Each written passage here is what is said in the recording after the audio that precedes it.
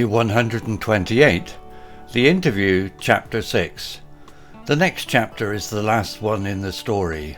Look out for it next time. Maya's heart lurched. Lucas and his goons had somehow tracked them down.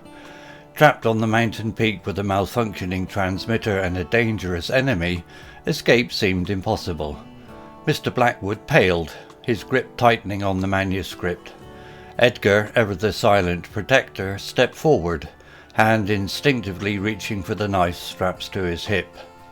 "Leave it, Edgar," Mr. Blackwood growled, his voice laced with a steely resolve. "We need a different plan." Thinking quickly, Maya scanned the rocky terrain. Below them, a steep ravine snaked down the mountainside, disappearing into a thick forest. It was a desperate gamble, but it might be their only chance. "We have to jump," she blurted, surprising even herself. Mr. Blackwood looked sceptical, but with Lucas closing in, they had no time to argue. "Hold on to the manuscript tight," she instructed, shoving it into his inner coat pocket. "I'll distract them."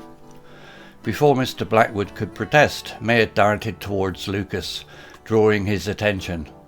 "Come and get me, you coward," she yelled, channeling her fear into defiance.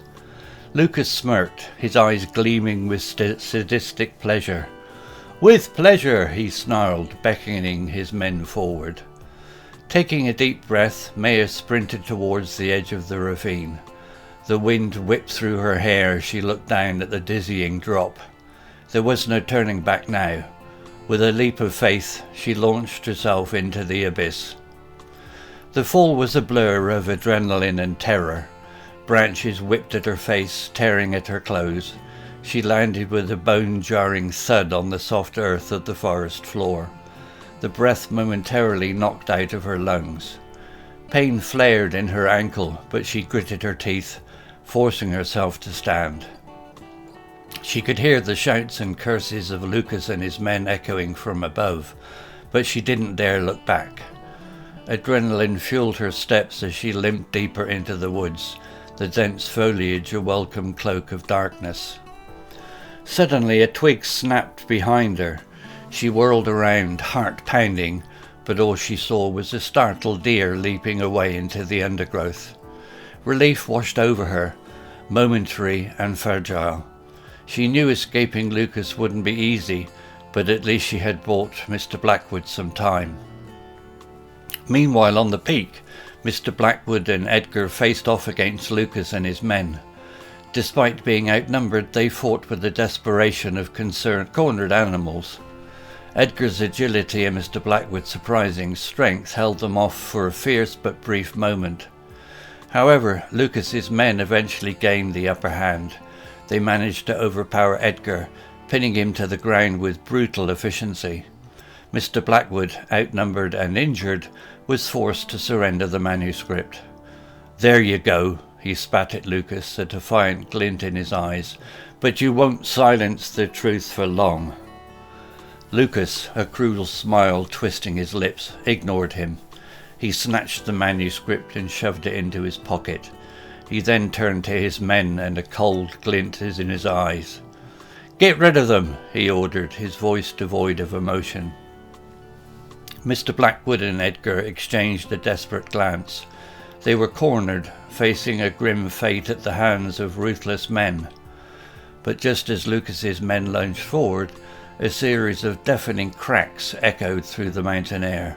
Startled, everyone froze.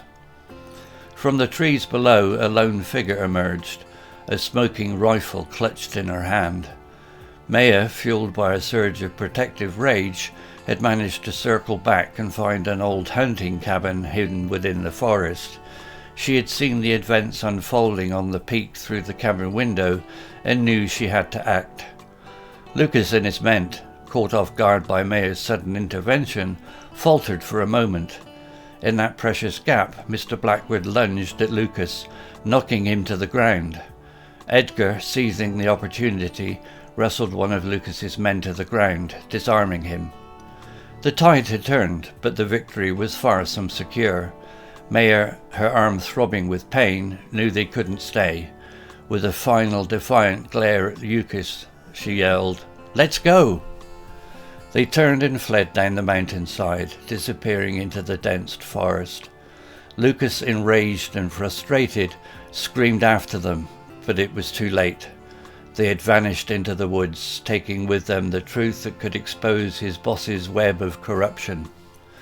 Exhausted and wounded, Maya, Mr. Blackwood and Edgar found refuge in a hidden cave deep within the forest.